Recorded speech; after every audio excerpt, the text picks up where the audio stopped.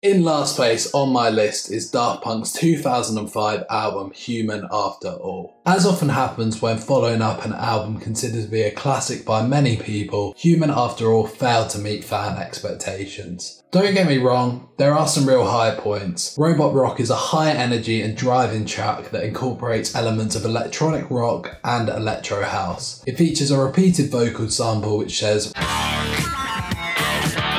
which becomes a central hook in the song. This is a theme in Human After All. Daft Punk uses minimal elements to create a maximal impact with a focus on the groove and energy rather than intricate melodies or lyrics. However, this is often to the record's downfall. It's been widely documented that this album was recorded in only 6 weeks, in stark contrast to their previous records which had often taken years to record. The album has a raw and almost lo-fi quality compared to their earlier albums. Daft Punk intentionally used minimal processing and leaned on distorted and repetitive elements to capture a more immediate and spontaneous feel. The result feels unusually messy and low quality for the robots. Hello, my name is Ollie, and as you can see from the title, we are ranking all of Daft Punk's albums today. Before we proceed on my list, get in the comments and let me know how you rank all of Daft Punk's albums. Remember, this is not the right list, it is just my list, and I'd love to know yours in the comments below. In 5th place on my list, I have Tron Legacy, the soundtrack for the 2010 film of the same name. I'll be honest, I'd never listened to this album until the making of this list, and I've never seen the film, so I suppose my feelings about it might be somewhat shaped by those factors. This was an interesting step for the duo. Obviously, grasping the chance to express a different side to themselves, this project saw them experimenting with more classical elements, working with a 100-piece orchestra and conductor Joseph Trapanese to bring their vision to life. Not sure I'm saying his name right, but in addition to the orchestral and electronic elements, Daft Punk incorporated elements of sound design to create a futuristic and immersive atmosphere. There are a few traditional Daft Punk songs, such as D-Res, but the majority of the songs here are orchestral tracks you might expect to hear on a movie soundtrack. The resulting album is certainly an interesting listen, but being such a departure from their other works, it isn't one I see myself returning to very often. In 4th place, we have Alive 2007, the second of Daft Punk's live albums. You might see I haven't included Alive 1997. I'll be honest, I haven't listened to it and thought it would be unfair to rank it here. Now you might be thinking, surely a live album can't compete with studio albums. Well, in this case, Alive 2007 takes everything we've heard from Daft Punk up until this point and transformed it into a completely new experience. The duo's ability to take parts of several different songs throughout their discography, mesh them all together to create something new,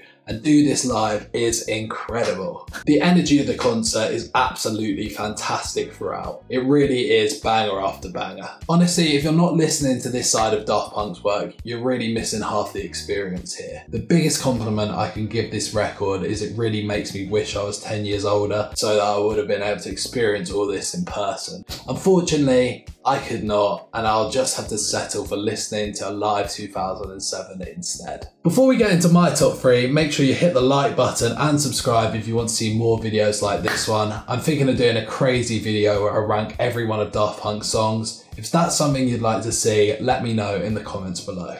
In at number 3 is Daft Punk's debut, Homework. Now, when you're talking about influential electronic albums, you can't fail to mention Homework. The album was a pioneer for the French house movement that we are still seeing today. Part of this album's charm is the DIY aesthetic, and this was literally the case, with Thomas and Guy Manuel making this album in their bedroom studio. Homework drew inspiration from the acid house movement that was popular in the late 80s and early 90s. Tracks like Rolling and Scratching and Alive feature the kind of distortive and abrasive sounds associated with the acid house genre. This is a case where the hits are the best songs in my opinion, with Around the World, The Funk and Revolution 909 being the standout tracks here. The thing you can't ignore is the sheer quality of the work. It is easy to forget that this is a 90s house album when the quality is so high. The thing that puts this a little lower on my list is it gets a little repetitive towards the end and can be a tad one-dimensional at times, but as their first piece of work and the influence it's had, it's a classic of the genre. In second place on my list is the 2013 album Random Access Memories. In contrast to Human After All, which prioritised groove and energy over intricate lyrics and melodies, Random Access Memories represents the album where Daft Punk skillfully mastered the art of seamlessly blending both groove and intricate lyrics and melodies. This album comes with a huge feeling of nostalgia, and that wasn't by mistake. Random Access Memories marked a return to the funk and disco influences that had shaped Daft Punk's early work. The lyrics of the first song go, "Let the music of your life give life back to music," and this was by no mistake. They got their heroes from the music they grew up listening to and sampled them playing the music with them. There is a great video by Digging the Greats that does a deep dive into the narrative of this album, which is worth checking out. I'll leave a link in the description for you to check it out, but only after this video.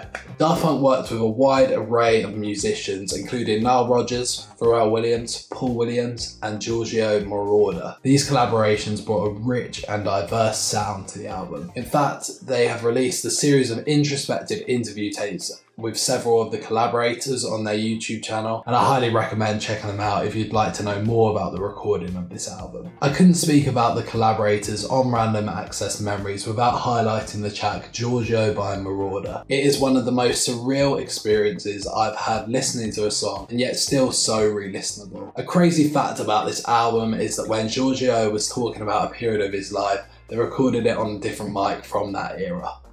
Insane. The album celebrates music of eras gone by, as well as exploring themes of human connection and memory. The album itself is a statement on the importance of pushing artistic boundaries and trying new things while paying homage to eras gone by. 10 years on, you can't underestimate the influence that this album has had, with artists like Dua Lipa, Kylie Minogue and Jessie Ware all featuring in this huge disco revival era that I believe can be traced back to Random Access Memories and songs like Get Lucky. But in first place for me is Daft Punk's 2001 masterpiece, Discovery. What absolutely blows my mind about this album is how it's able to simultaneously feel new and old at the same time, and that is by no mistake.